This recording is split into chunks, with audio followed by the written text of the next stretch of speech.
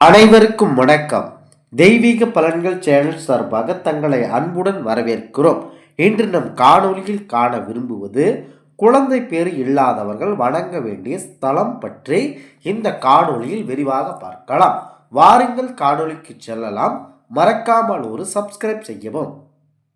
முதலாவதாக வேலூர் சென்னை மார்க்கத்தில் பால் செட்டிப்பட்டி சத்திரம் என்ற ஊர் உள்ளது. இந்த ஊருக்கு தெற்கில் மிக அருகில் திருப்புட்குழி என்ற ஊரில் வைணவத்தின் 108 திருத்தலங்களில் ஒன்றான ஸ்ரீ விஜயராகவ பெருமாள் ஆலயம் உள்ளது. ஆழ்வார்களால் பாடல் பெற்ற திருத்தலமாக இங்கு உள்ளது. இங்கு உள்ள தாயாரின் பெயர் ஸ்ரீ மரகதவள்ளி அம்பாள் ஆவார்கள். ஸ்ரீ மரகதவள்ளி தாயார் மிகவும் சக்தி வாய்ந்தவளாக இருக்கிறார்கள். வறுத்த பயிரை முளைக்க வைக்கும் சக்தி இந்த தாயாருக்கு உண்டு.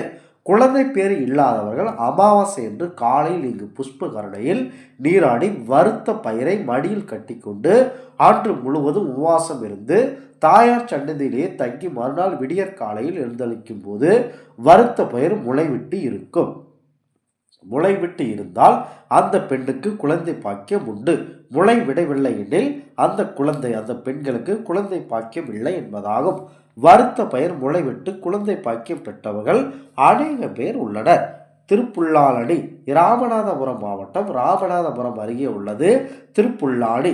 இந்த கோவில் இங்கு ஸ்ரீ ராமர் தர்ப்பண சயனம் கொண்டுள்ளார். ஸ்ரீ தேவப்பட்டினத்தில் உள்ள நவகிரகங்களை பூஜித்து கடலில் நீராடிவிட்டு பின்னர் திருப்புல்லானில் இருக்கும் ஸ்ரீ ராமரை வணங்கி புத்திர பாக்கியம் கிட்டும். மேலும் ஸ்ரீ ராமருக்கு பால் பாயாசம் நிவேதனம் செய்யலாம். நிவேதனம் செய்த பால் பாயாசத்தை சாப்பிட்டால்தான் முழு பலன் கிடைக்கும். கர்ப்பம் தங்க சில பெண்களுக்கு கரு உண்டாகும். கரு உண்டாகி 4 மாதங்களிலே கருச்சிதைவு ஏற்படும்.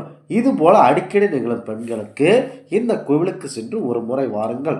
கட்டாயம் நல்ல பலன் உங்களுக்கு கிடைக்கும்.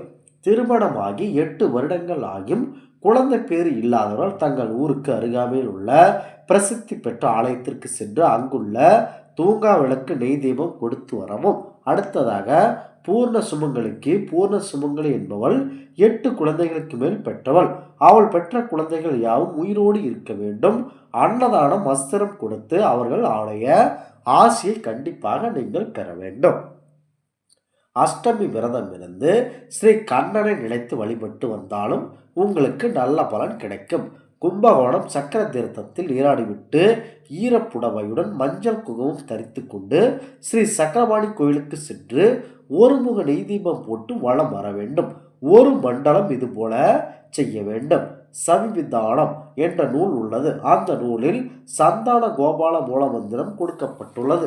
அந்த மூலமந்திரத்தை பயபக்தியுடன் தியானித்து வரவும்.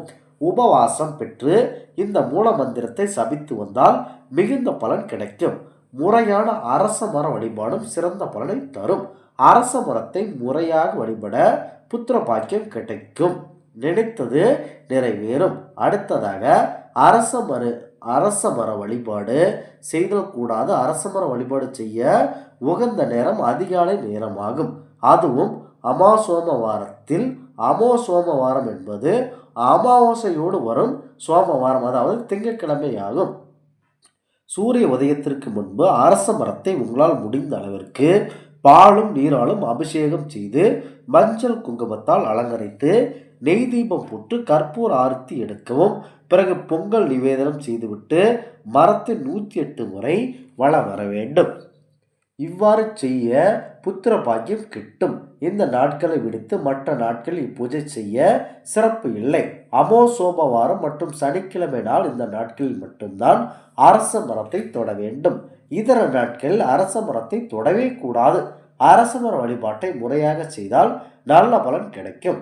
புத்திர பாக்கியம் பெற இறைவனை வேண்டுபவர்கள் ராமேஸ்வரம் சென்று ஸ்தேது தானம், அதாவது கடலில் தானம் செய்து அங்குள்ள புற்றுக்கு பால் தெளித்து வர வேண்டும். சிவனுக்குரிய பூஜைகளான சிவராத்திரி, பிரதோஷ வழிபாடு, திருவாதிரை விரதம், இதில் ஏதேனும் ஒரு விரதத்தை கடைபிடித்து வந்தால் நல்ல பலன் கிடைக்கும். வம்சாவளி பெண்களது சாவடியத்தால் புத்திர தோஷம் ஏற்படும்.